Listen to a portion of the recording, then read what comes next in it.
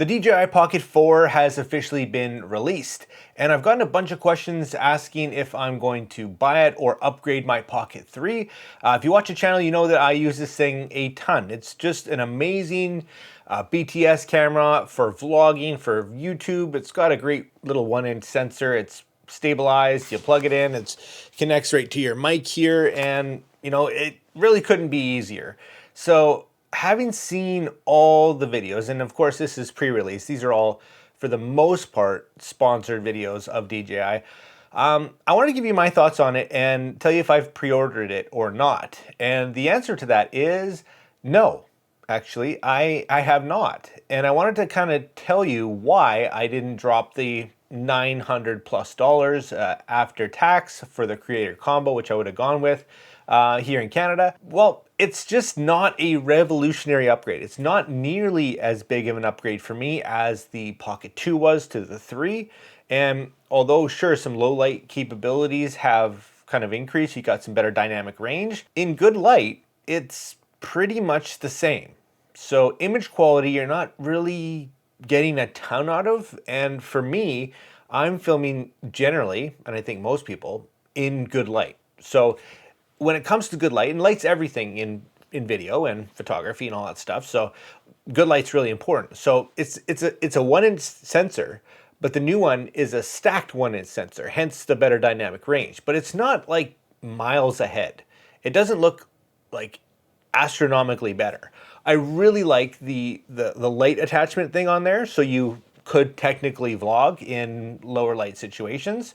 It's not going to be as nice as like a studio light, of course, but it's neat that they did include that. I like the fact that it doesn't have its own battery, so you don't have to worry about charging that as well. But it's pretty much the same system. A couple little improvements here. Active tracking, if you use that, looks quite a bit better. Battery life's improved. The absence of the kind of hard case that goes around is kind of a bummer. But yeah, you know, for waiting this long and the success of the Pocket 3, I really expected it to be more.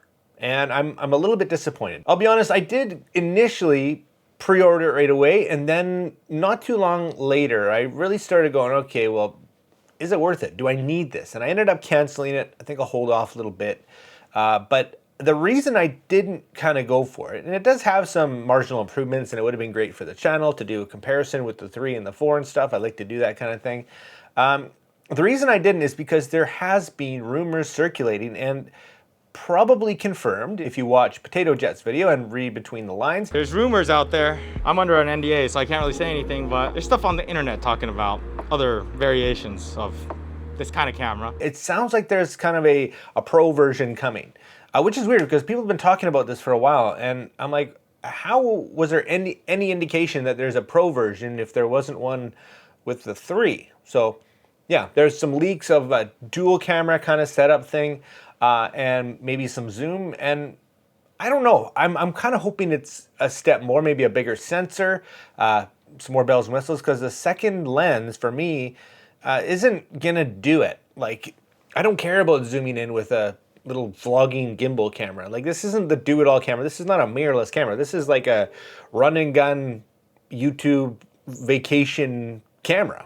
Let's be honest. It's an easy go setup. So I don't know, but I'm gonna wait and see what that pro version kind of lends to us. And yeah, if it has a bigger sensor, you know, considerably better dynamic range, maybe some more customization, some bells and whistles, but it didn't blow me away, and we waited a long time, so I am a little bit disappointed, I'm not gonna lie.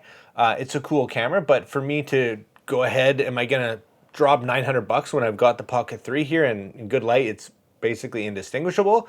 Doesn't really seem feasible. So let me know your comments down below. Let me know if you picked it up and what you think of this camera, and if you are gonna upgrade, tell me what was the justification for you doing that. Because yeah, I mean, new's great, but pretty darn close, I gotta say. You know, we're talking marginal improvements here.